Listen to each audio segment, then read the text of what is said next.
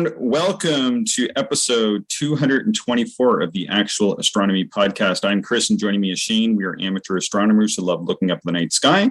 And this podcast is for anybody else who likes going out under the stars. So before we get going, Shane, we have a Patreon sponsor to thank. Thanks so much, Ryan.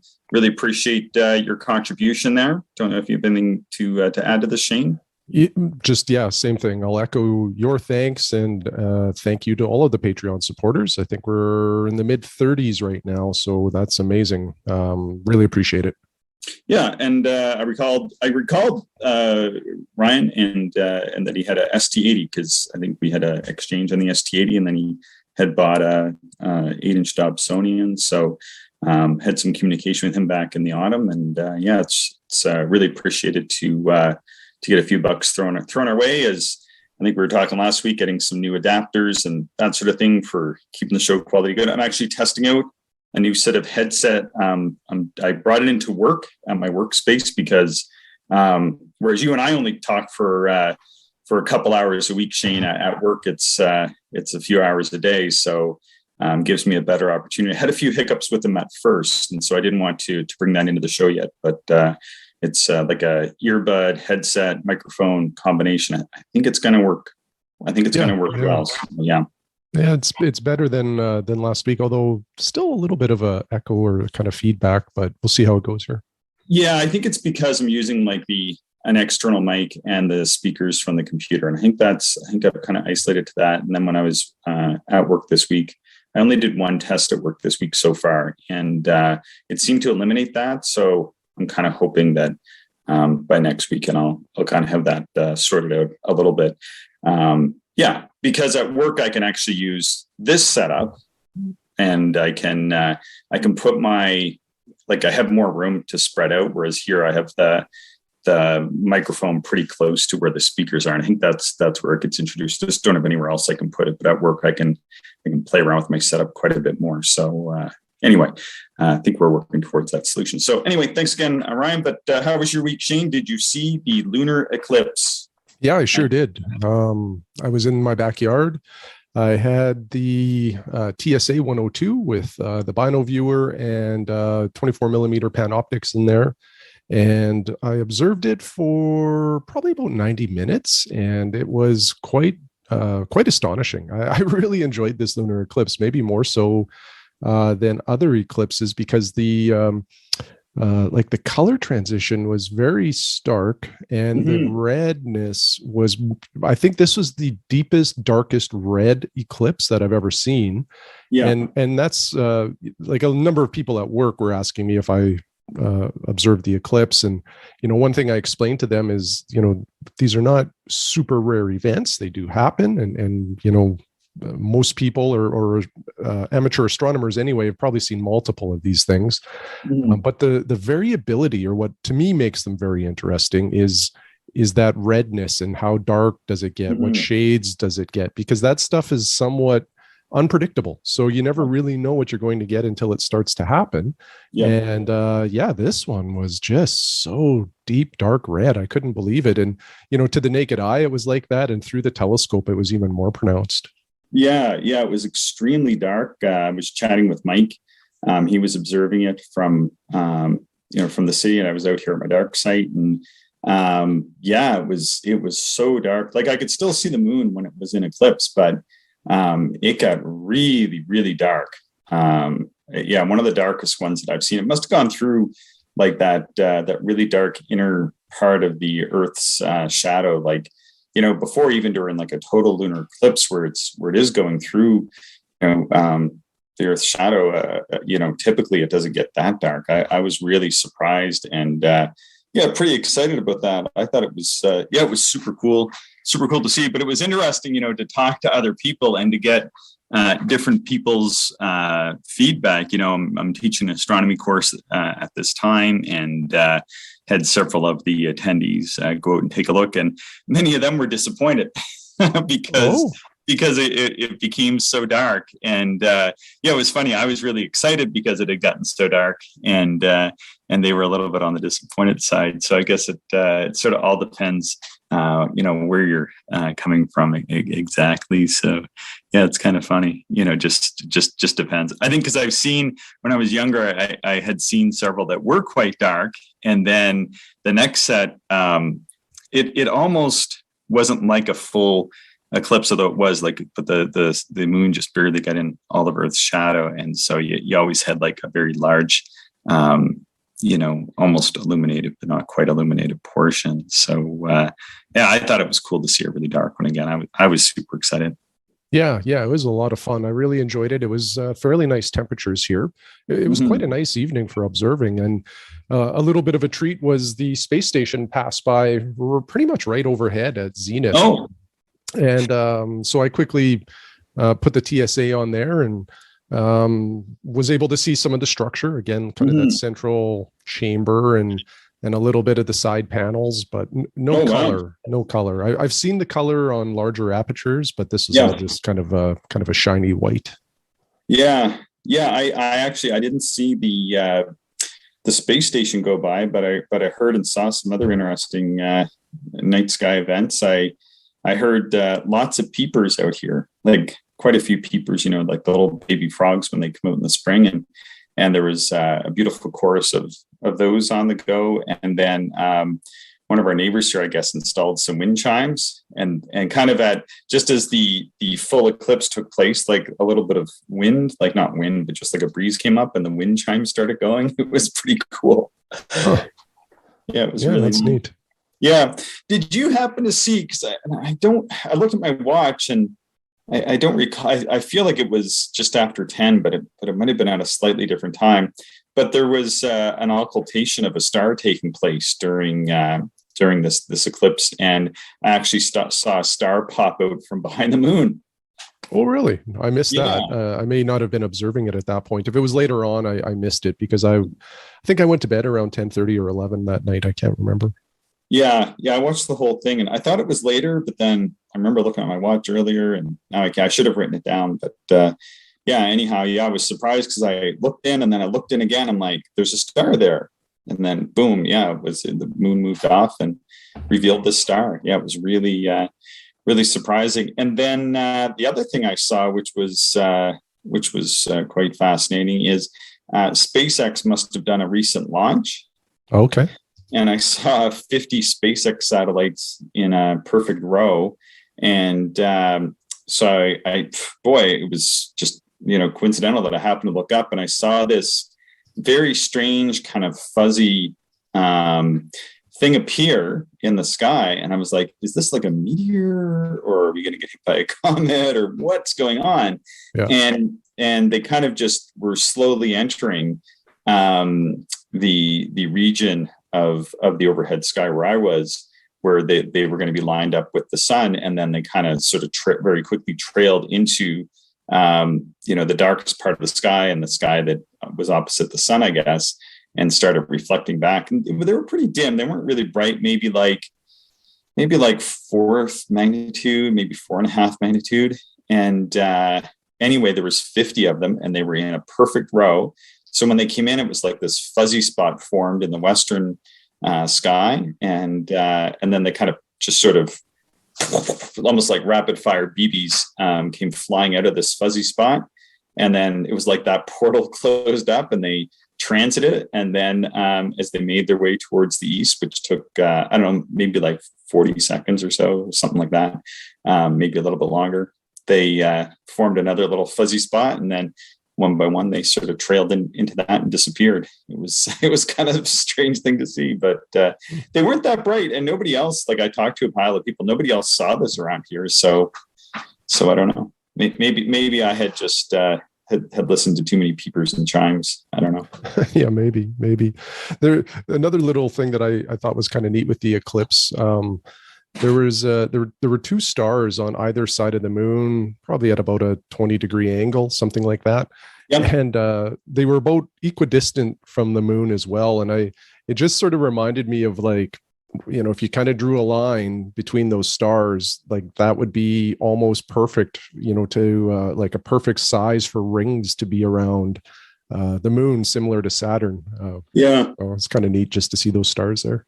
Yeah, and the other star, the star that it had occulted, was right between those. Oh, neat. Okay. Yeah, it was like, and kind of when it moved off, I was like, what are these stars? I meant to look it up, but almost like Orion's belt or something. I don't know. It wasn't Orion's belt, clearly, because it was coming up in the late spring sky. But it was kind of neat. I felt a little bad though, because I had intended Ethan, who's one of our listeners, but has one of these new robotic telescopes. He did a live stream from San Francisco Bay, and I had intended to try to chime in and hop on that, but I was just so taken by the eclipse, and I was on the hill that kind of by the time I remembered, it was pretty much the end of the eclipse, and I also remember that I had to get up and drive to work in the morning from out here. So I was like, well, I better get to bed because I have to get up in 5 or 6 hours. So I decided that I wouldn't do that. But I actually did go back and did two things. Is I watched sort of like the highlight reel.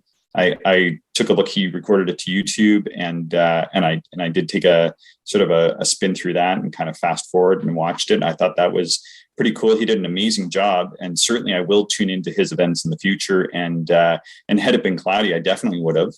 And then I'm not sure what it's called, but maybe we can tweet it out. Hopefully he does more of those. I thought that was really cool and pretty innovative way to do some public outreach with one of these new robotic telescopes. Did you take a look at that? Yeah, I did. It was awesome. I did retweet it when Ethan sent it out. So if anybody's interested, it will be in our timeline. Really good job. And that's one of those, like, that's yet another extension of these robotic telescopes that I just think is so cool. Like, you and I have talked a lot about how amazed we are at the citizen science and the community around these unistellar telescopes. But the ability to do a live stream like that for outreach is really, really cool. I think it's neat. And I know people have kind of talked about them in a way. I haven't used one yet. I would, I really look forward to the price coming down on them, perhaps, because one thing I could see doing with this is perhaps getting one far into the future and doing a live stream while I kind of observe it visually, right? And then kind of communicating with people.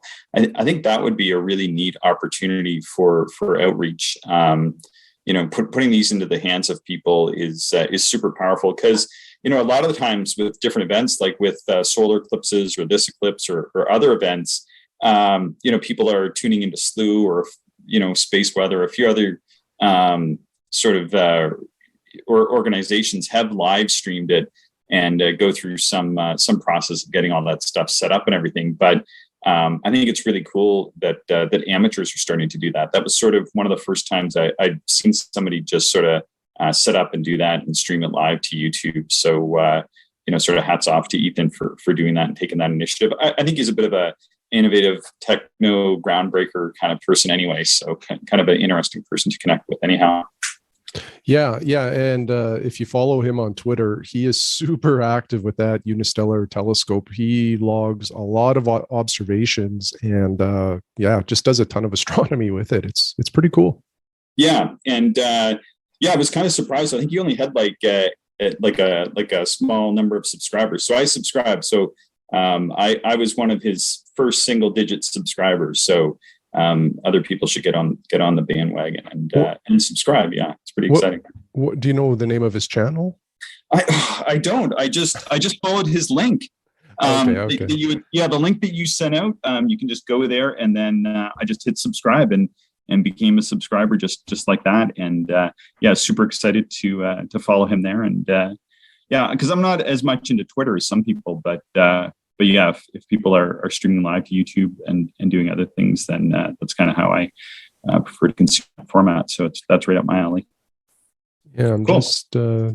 It's called Citizen Astro is Ethan's YouTube channel, it looks like. So check that out. Citizen Astro.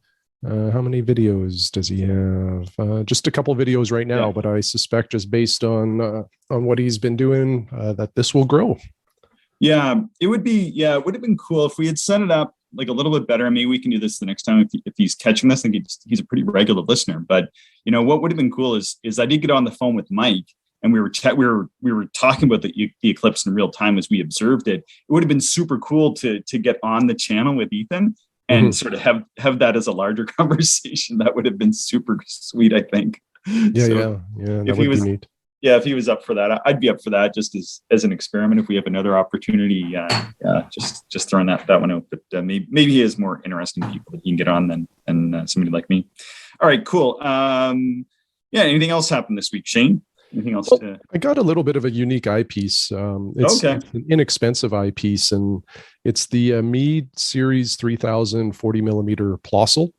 I wanted a 40 millimeter 1.25" eyepiece for my really long 76 millimeter, my f15.8.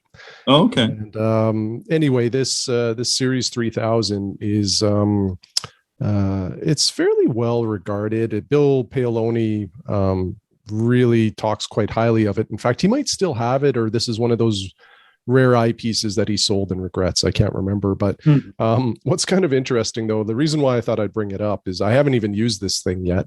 But with some of these eyepieces, particularly like recent Meade Plössls, you can't judge the eyepiece by the cover, so to speak.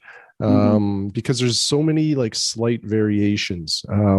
So there's two different models that were made in Japan. So one of them has Japan stamped on like the 1.25" nose of it. And if it's stamped there, it's a 4-element symmetrical Plössl. If Japan is stamped on the black casing, like on the body of the eyepiece, then it's a 5-element pseudo Masuyama. And there's yet another version where I think it's either Taiwan or China is stamped on it, and just to designate the point of origin. So mine is the symmetrical Plössl, which is what I was really interested in. But yeah, so just sort of I thought it was an interesting note. Just, if you're chasing some of these eyepieces, you really need to know your details about the slight variations on the appearance could have big differences in terms of performance or how that eyepiece was made. Yeah. Interesting. I watched the eclipse of the real Masuyama. So there you go. No pseudo business for me. That's right. But you have a far more exciting purchase to talk about. Yeah, my Comet Catcher, my Celestron 5.5-inch Comet Catcher arrived this week with a little bit of drama. So I sensed the panic. Oh, man, you were texting me. I was panicked. So I had received. It wasn't scheduled to arrive until next Wednesday, so it was going to be a long time. I thought it was a little bit too long. Then I received notification on Monday that it was going to arrive that day. So I just took off and went home. I was like, I got to go home and get this thing. I was really worried about it because recently they've had trouble delivering for some strange reason, and so it was supposed to come like before lunch or something. And then I got notification that there was some sort of issue. So I called the post, and they said that they put it on the wrong person's truck or van or whatever it was, and they would still try to get it by the end of the day. And I kind of was like, geez, like, could you try to get it here sooner? But anyway, so I kind of waited around and worked from home, and then I got notification at about 3:15 that they delivered it. And I was like, well, that's really strange, because I was standing in my driveway at 3:15 looking up and down the street. And so I ran back downstairs and opened the door. Of course, it wasn't there. And then I called Canada Post again and had to open a ticket. And, they were like, are you sure it's not there? Were you at home? And I was like pretty happy I'd actually gone home at that point, because otherwise, they would just, porch pirates, too bad, so sad kind of thing. But yeah, they had, I don't know where they had delivered it. And so anyway, I guess they must have gone and gotten in touch with the driver, and they actually came, pulled around about an hour later and dropped it off. So it really did take all day to get the Comet Catcher in my hands, and I was really glad that I kind of taken off from work to do that, so to speak. So yeah, it did arrive. I sent you a photo. What'd you think? Yeah, super cool. Again, I love the color. I love the font of Celestron on the side. And that sled focuser is just so unique. It's like this telescope just doesn't make sense to me in so many ways. I can't wait to see it, and see how it performs. Like what is it, 140 aperture with a f3.6 focal ratio. Yeah, that just sounds incredible. So I'm excited for you to get it all working and see what it's like. Yeah, I've been communicating with somebody from Cloudy Nights, just a long-term user. He's had his since 1982, and it sounds like it's still like one of his primary instruments, if not like his main travel scope, which is kind of in a way what I'm hoping to do with it, because I have a lot of other like refractors and that sort of thing, and actually had permanently loaned out my 80 millimeter ED William Optics to a former coworker and a friend, and he was actually sending me photos from the eclipse. So I guess if he's using it, I'm good with that. If he's kind of really starting to get some use out of that scope, then I'm just going to leave it in his hands. So I was kind of looking for something that I could drag around a little bit more when I travel, that had a little bit more aperture than my 50 or 60 millimeters. Anyway, so I'm excited to try it, but kind of gone down a bit of the adapter hell. So the best adapter to get for it is the Celstron Comet Catcher adapter from 1982, but you can imagine how difficult this sort of adapter is to locate. So these adapters were used in it for astrophotography, but you don't see them. I think in all my searches, I've seen like half a dozen come up. So what I ended up buying, Shane, was there's a batter 36.4, which is the threaded opening to T2. And so I bought that, and then I was going to buy a T2 eyepiece holder, but I had to buy felt because you can't get rings for it either. And there's a tripod adapter on it, but I'm not a big fan of just sticking on a tripod pan head. I want to put it on my rings, or want to put it on my Altaz. Anyhow, I had to get rings fashioned, so I bought a pair of standard 6.3 inch rings, but I got to step them down with thicker felt. So I bought thicker felt from Scope Stuff, who are awesome to deal with. I got to do a shout out to them, and they make the right size felt to take those rings down to the size that fit the Comet Catcher. So I ordered a set of those, and when I was on the Scope Stuff website, I saw that they had a T2 to SCT adapter that should fit what I've created so far. So I ordered that adapter as well. So I'm going to put one adapter in to take it to T2, and then put an adapter in to take it to T2 to SCT, which I just couldn't find an adapter to go 36.4 to SCT. So, and these adapters aren't expensive. They're around like 20 or 25 bucks each. So, maybe there is an adapter out there, but who knows? So anyway, that's my plan so far. So then I just have a couple more pieces to get. I should be good to go. But it's going to be like probably another month or so getting this the way I want it. Mm-hmm, mm-hmm. There's really nothing like that telescope made anymore, is there? Not exactly. Like Meade made some Schmidt-Newts for a while, and there's quite a few around, and the price on them is pretty good. They made a 6, an 8, and a 10, but they were fairly heavy. I think the 6 came in at 13 pounds. So one of the advantages of the Comet Catcher is that it's very small and fast. So it's a 5.5 inch scope, but it's only f3.6, like you said. And then it weighs only 6 pounds. So it's really light. So you can mount it on a variety of different things. A lot of people say it's like the poor man's Takahashi Epsilon. Right? Okay. Is sort of the joke with it. But yeah, those ones just had standard tubes and focusers from Newtonians, and they it was a little bit more of a standard setup, whereas this one has the sled focuser. And the way it works is that the secondary holder and the secondary mirror and the secondary stock and the focuser draw are all one working unit, and that goes back and forth to get focus, inside the tube. And what this does is it allows for a huge range of focus. Like the focus range on it is like, this will focus anything, right? Like with a couple adapters, you can focus, there's no eyepiece that won't come to focus in this. And you can focus a variety of different cameras, and people put night vision eyepieces in it a lot of the time now. So wow. It's hugely adaptable.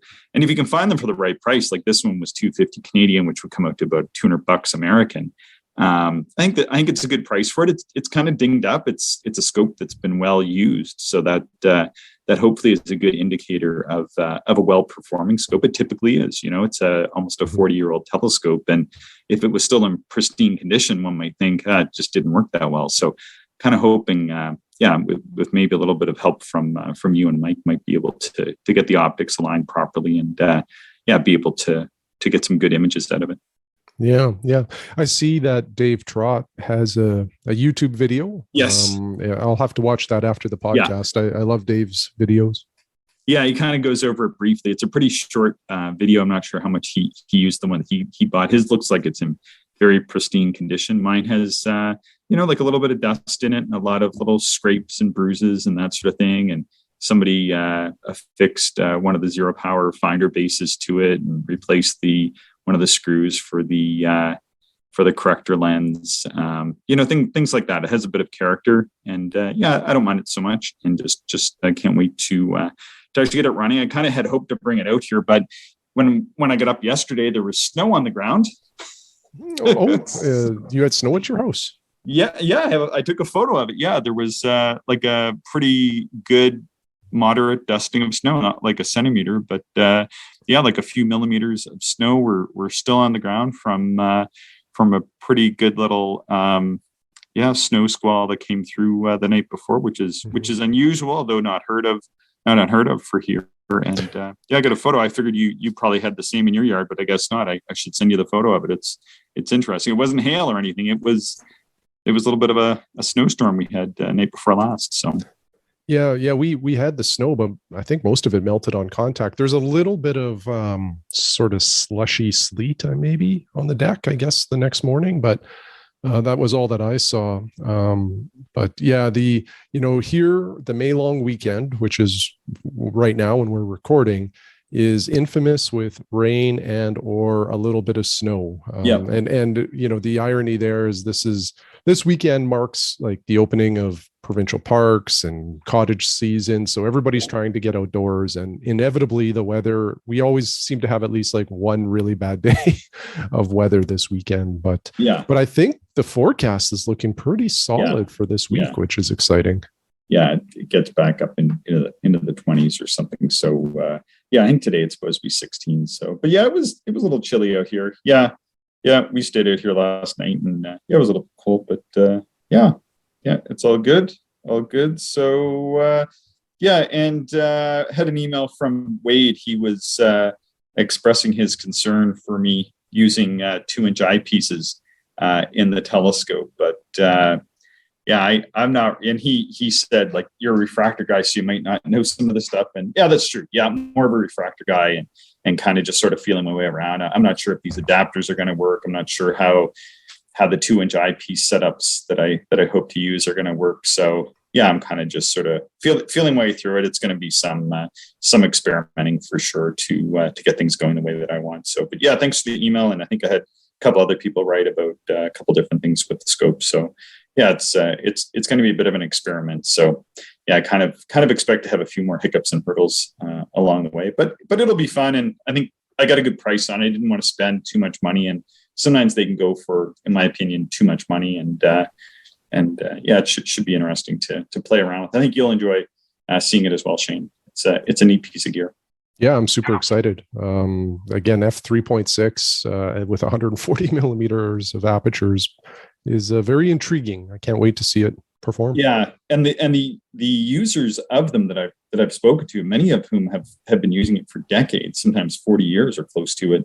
they say that it is just a spectacular little wide field scope, and I like wide field observing. So this field feels like a telescope that I should just own, and it will go on, I think, virtually all the mounts that I have. So yeah, I'm pretty excited. It actually felt a little lighter than I thought it would. It was surprisingly light. Weighs exactly the same weight as my Takahashi 100 millimeters. So, but it's only 19 inches in length. And one thing I wouldn't mind doing with it, hopefully, is, as we start traveling more again, I would like to be able to travel with it.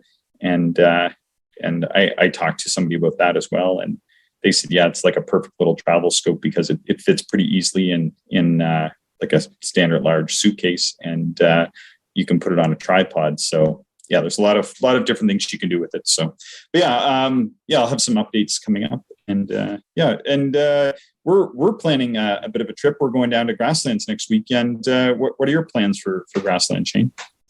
Well, I'm off on vacation the entire week. So my wife and I always take this week off to plant the garden and just do some general yard work. So I will do that. But it also affords me some flexibility with when I can go to Grasslands. So my plan is to go for 2 nights, and I will try to pick the best 2 nights based on the forecast. So, and I'll target more towards the end of the week to get closer to the moon, of course. So right now I'm sort of wavering between Thursday night, Friday night, or Friday night, Saturday night. Yeah. Based on current forecast, I think I'm leaning towards the Thursday night, Friday night, but we'll see how that goes. This far in advance, you really can't trust a weather forecast for astronomical purposes much beyond 24 hours out. So so really hard to nail this down definitively. Yeah, exactly. I think Mike is going to join us, and Peter is going to join us, and I think I had some interest from people that take my class before to join us, and then we'll have probably 100 or so people from the public join us. So yeah, it should be pretty fun times, I hope. Yeah, me too. It'll be nice to be out there, and I just can't wait to do some observing. Yeah, it should be good. I kind of had originally hoped maybe I'd have the Comet Catcher running by then, but I think I'll be doing good to have it running properly by the end of July date over in West Block. So, but I hope by that point I do have it running and can bring it down and mount it up, and then we can take a look through it under the really dark skies. So I'm really kind of curious to see if it will run well against my refractors. So yeah, we'll see what happens. Had some emails. Shall we read a few emails? Yeah, let's do it. Yeah. Do you want to read the one from our good friend Eric? Yeah. So Eric, he's sent us multiple emails, and I think the most famous Eric, communication was when he had the visual observation of the James Webb Telescope on New Year's Eve and sketched it. That was incredible. So anyway, Eric says, hey, Chris and Shane, great episode on reflectors last week. Last year, I upgraded to the scope of my dreams, a used 17.5-inch Discovery Trust Daub with full guiding and go-to capabilities. Nice. I was cautious when purchasing the big Daub because I was very familiar with the risk of being overwhelmed by the task of hauling it to the car, setting it up, tearing it down, and hauling it back into my closet. In the first few months of owning it, excuse me, I made a goal to condense the gear into as few trips to the car as possible. I don't care how heavy it is. At my age, this is not a factor. Maybe in another 20 years, it will be. But for now, the only thing that matters is how fast I can load and unload the car. I have it down to 5 trips in and out of the house, which is only a few steps from the front door to the car. So rocker box, mirror box, upper tube assembly with secondary and focuser, bin with accessories, eyepieces, sketching book, and then the final bit here is the truss poles and ladder.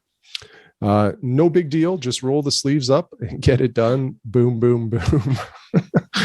I back the car up to the back door of our building, and the car is loaded in 5 minutes. Drive out to wherever. The scope is fully set up and collimated in 20 minutes. I try to improve the setup efficiency every time. A good trick I learned this winter, set the mirror box outside on my patio in the morning before work. This allows the mirror to cool all day. so that it gets a massive head start and is already cooled when you set up. Big dobs are not for everyone. You have to be quite strong to haul them around, especially if you're solo most of the time. But providing that you have the strength, the actual setup time can be just as fast or even faster than a much smaller setup. Also, an interesting comparison from last night, we had my 17.5-inch reflector next to a 6-inch Celestron refractor. And we turned both to the double and Lyra and did a side-by-side comparison. With a 6.5-inch off-axis mask on the Daub, fully unobstructed, the view through the Daub was significantly sharper and with better contrast and resolution than the 6-inch refractor.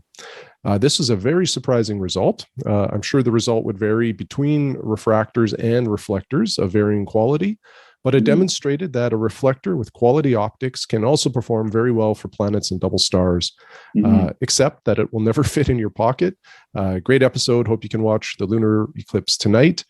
Thanks, Eric, for this email. I really, you and I are refractor guys. We certainly have a bias towards that, type of observing. So it's great when we have somebody chime in that uses, reflectors or, any other kind of telescope and just walks us through their process and, how they're successful using that stuff. So I really appreciate, somebody with a big reflector, just telling us what they do and their experiences with it.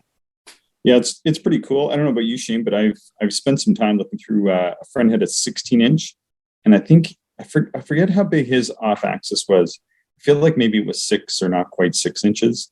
Like you have to make it so that it's a circle. And so thinking about the reflector, you have the spider veins, which are usually basically like a big plus sign.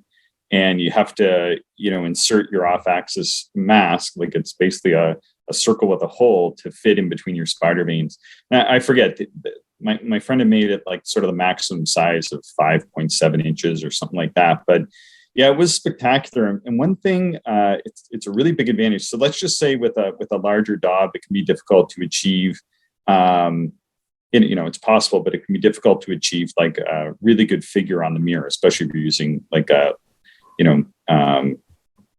of the older mirrors or something like that.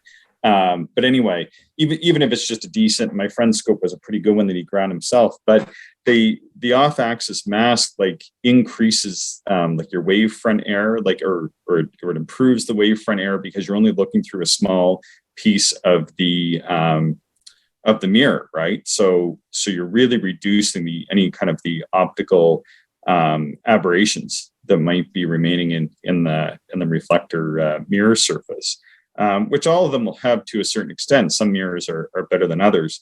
And what my friend had done is he even rotated the mirror, like he had done like some optical bench testing and figured out like the best spot on the mirror to have his mask sit on. And the views were absolutely spectacular through it. Yeah, I remember doing that a few nights on like Jupiter and Saturn and that sort of thing. And yeah, it's sort of like the best 5 or 6 inch telescope that you could ever get. It's really phenomenal. So that's very cool that Eric's doing that. Yeah, and certainly setting up a 17.5-inch reflector is no easy. Well, I shouldn't say it's not necessarily easy, but it's time consuming. There's a lot of components to it, but it's probably really no more extra effort than a 6-inch refractor. Because a 6-inch refractor by itself is quite large. You need a substantial mount, a substantial tripod. So you're making a whole bunch of trips with the refractor as well. So they're probably more alike than they are not alike. And in that case, with the 17.5-inch reflector, you have the option of just taking that mask off and having, a telescope that can go super deep. Yeah. Yeah. Very cool. Thanks, sir. Shall we move on to the next email? Sure. Yeah, maybe I'll read it. Clint in Idaho sent us a note, and he actually sent us a photo as well of the lunar eclipse. Clint said, I had to send you this picture. It was just through the eyepiece with my phone, but I loved how the moon looked next to the trees and the light background. The moon came up before it was dark, and the eclipse was just getting started. So yeah, I was kind of in the same boat and had a somewhat similar view because I was actually watching the moon rise over a hill here However, I took some photos of it. My photos are nowhere near as beautiful as Clint's photo. This photo, Shane, is spectacular, isn't it? Yeah, it's really neat. Like, it's twilight, so the sky has that sort of navy blue tone to it, and then a portion of the moon that's in eclipse really just blends into the background color of that kind of navy blue. And you have some pine trees on the hill that are in the frame, basically touching the moon, which makes the moon look so much larger. Like, I find whenever the moon is close to the horizon and you have some terrestrial features that are kind of in your field of view, the moon just looks so much larger, and it's almost like you have bionic eyes, that you can sort of see way more of the moon than you normally can, because it just seems so much bigger when it's just an optical illusion. Yeah. And did you notice, like, down sort of at the bottom of the trees, I don't know what it is. It could just be like an optical artifact, or I don't know what this is. Maybe it is mist or something. It almost looks like there's mist in amongst the trees. I don't know, but somehow that just, for me, it just makes the shot somehow that there's like this mist in amongst the trees. You get the sense, like, sometimes you get like a bit of that condensation forming as night is coming on, and the atmosphere is reaching like the dew point. You get a lot of this mist forming, and you really get that sense that that's what you're seeing here. And with those trees, kind of some of them in front of the moon, some of them not, with the moon in that blue background and sort of blending in. And with that mist, it's such a neat photo. It's just hyper real. It almost looks like, if you showed that to somebody, they might say, "Oh, that's Photoshop. That can't be a real photo." And then the fact that he just took it through the eyepiece, I like I said, I was taking some shots. My shots are really terrible. Like, I wouldn't, like, compare to this. This shot is spectacular, considering it's just through the eyepiece shot. Really, really great work there, Flynn. Yeah, it's quite nice. Yeah, and then he said, I took more photos throughout the night, but none of them were as impressive because it was darker and the details did not stand out as much in the phone. Yeah, agreed. Yeah, and I kind of ran into that too. So clearly, maybe there was some luck involved in that too. And but regardless, thank you so much for sharing. This is like, I almost want this to be like our new photo or something. Do you know what I mean? Because we have a similar photo that I think you took. I really like this one as well. This could be like a different version of the actual astronomy photo or something. I don't know. Yeah, it's really nice for sure. Oh, just wicked. And then Charlie he wrote us this email on the little binoculars. What did you think about this? Yeah. I think that these little binoculars are awesome. So I think it's cool that he went out looking for some. Yeah. Do you want me to read this one? Yeah. Go ahead. I think it's fairly. Yeah. Go ahead. Go for it. So he says, "Hey guys, I have heard you mention your 2x50 binoculars several times and went looking for them. The closest I could find are there's a Kasai Trading 3x50s, which have a 17-degree field of view. 2.3 by 40s, which are 28 degrees. Then Astro Hutech / Hinode has a 1.8 times by 40 for." He's got 24 to 30 degrees. And then Orion has the 2x54s, which are 36 degrees. So he goes on to say, I have a Nikon Monarch 8x42 that I got for birding, and a Canon 15x50 IS that I got for solar observing. The Nikon rarely goes out anymore, and the Canon is too heavy to keep hanging on my shoulders. I would consider these for observing constellations without having to star hop to see all the stars, but without seeing their spatial relationships with each other due to my present limited field of view. You guys have better skies even in your backyards than I do anywhere I can get to in New York City, so I'm wondering if I will benefit from one of the binoculars. I know I'm going to be gathering more light pollution, but with the brightness of the stars appear to increase more than the diffuse background of light pollution, or is it a linear relationship? Of the binoculars I have found, I am leaning towards the Orion since they claim the widest field of view, although reviews indicate that only the center of the view is usable, but that it is probably due to the optical design and would be true for all of them. When I look at the cost / field of view of the Orion, it is also the most cost effective, although the most expensive. Are there other ultra wides that I haven't found that I should also be considering? The eclipse was pretty much a bust here due to heavy clouds. The plan was to image it at 5-minute intervals with my bridge camera at 600 millimeters effective and combine the images in a stop motion video. But by the time the moon showed itself through a less dense gap in the clouds, the eclipse had progressed so far that the moon was too faint for me to even locate it with the camera. On the positive side, I got a couple of glimpses of a ruddy orange moon just after the start of totality. And that was from Charlie. Yeah, those ultra wides, I was always intrigued by them, but I hate wide field views that aren't sharp to the edge. Like, to me, what is the point? If you make a 20-degree binocular, but the image starts to degrade 50% out from center, then make it a 10-degree binocular, because really that's what it is. So I never bought any of these wide field binoculars, because most of the ones at that time anyway that I read about were not sharp to the edge. But then you got onto the homemade binoculars, which is what we ended up doing. And like that Nikon teleconverter that was made for a Coolpix camera is sharp to the edge. Like, those things are phenomenal. I just cannot believe how good they are. No, it's spectacular, and should use mine more because they're usable with glasses. So I don't think any of these can be used with glasses, and it's also pretty inexpensive to make. From what I recall, like I think it was less expensive than any of these options. I did write him back, and I recommended to look at their SV Boney has one that you can get on Amazon, and it's $119. So it's the least, it would then be the least expensive. And I think it's more or less similar to like the Kasai and some of the others. I think the Orion does have the best, sort of track record or reviews or whatever. But I do think like the one that we just sort of rolled on our own, just got the schematics off Cloudy Nights. Actually, a friend of mine sent them to me after having made his own, and that really kind of got me off the fence to think, well, we can do this too, and he sent me a few more details and how that can be done. So it increased the chance of success. But then over time, and I put mine up on Cloudy Nights too and describe my process, and that there's enough people on Cloudy Nights that have done it that rolling your own isn't too bad. How much do you think ours cost, Shane? Do you remember?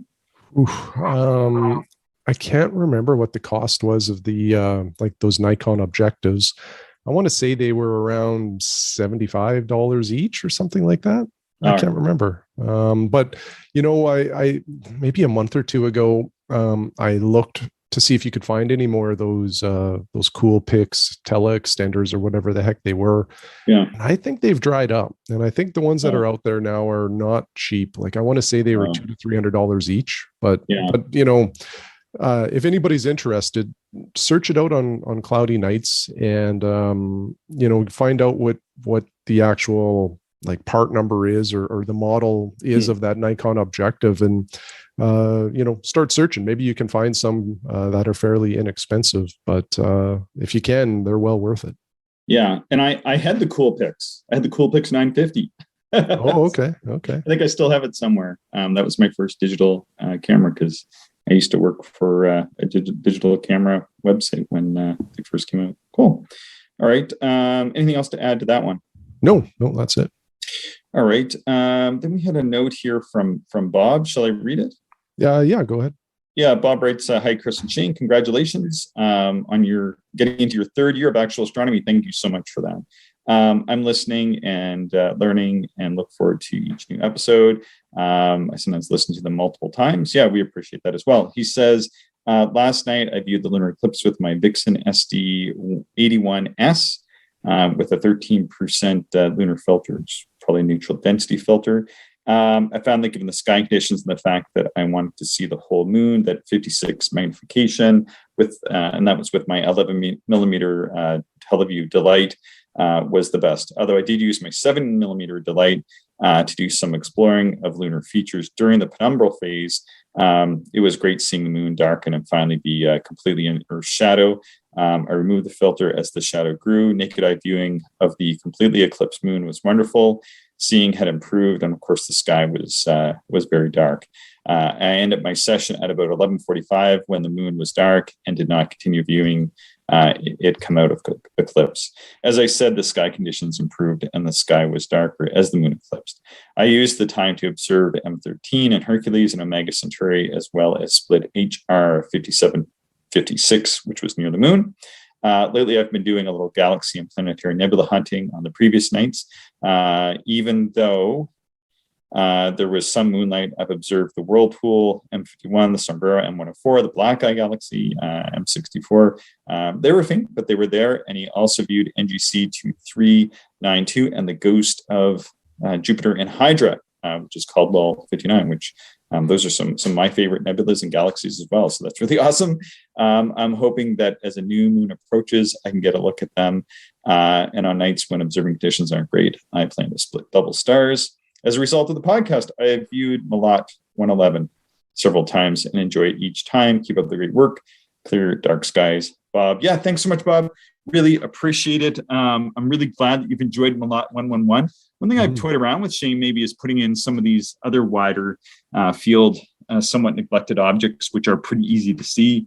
Maybe I should try to do that a little bit more over the summer as we move into our summer stint of, I think, what I'm sort of unofficially calling these summer short sessions.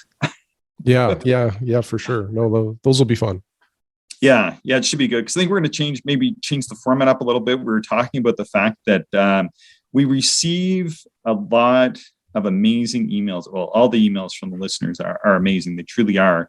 And it's just, I'm so grateful at the detail that people send us in the correspondence. It's just, this was like really an unexpected thing. When we were starting out with this podcast, I thought we would be grinding it out and trying to come up with episode ideas just between the two of us. And over time, the listeners have sort of become that sort of third host in a way, which I really like. I don't know about you, Shane, but I'm just so grateful that we have listeners who send us such amazing content.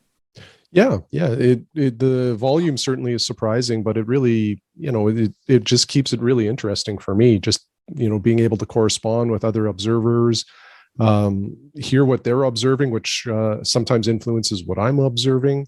But also being able to ask them questions about some of the gear they're using, which helps form my, decisions to maybe purchase or not purchase something, which again, I value all of that quite a bit. So it's been great. I really enjoy that. Yeah. And we have people who are more experienced than us. We have people that aren't as experienced with us. And it creates a really interesting dialogue, both I think on the podcast and off the podcast as well. So trying to figure out better ways to work in the listener content, and people will see that in the next episode. So with that, Shane, do you have anything else to add to this, our 224th episode? No, that's everything, Chris. All right. Well, thanks, Shane. And thanks to everybody for listening. We are on Patreon. If anybody wishes to make a small donation, we do always appreciate it and roll that right back into the show. And we're always excited to get observing emails to actualastronomy@gmail.com. And we do really appreciate that. And we are letting the listeners sort of drive the boat a little bit more and letting them form the content. And we hope people are enjoying that as well. Thanks again. And thanks again to everybody for listening and sending us their observations. Thank you, everyone, for listening, and we hope you enjoyed the show. If you are interested in more information, would like to contact us, or if you would like to support the podcast, check out our website, actualastronomy.com.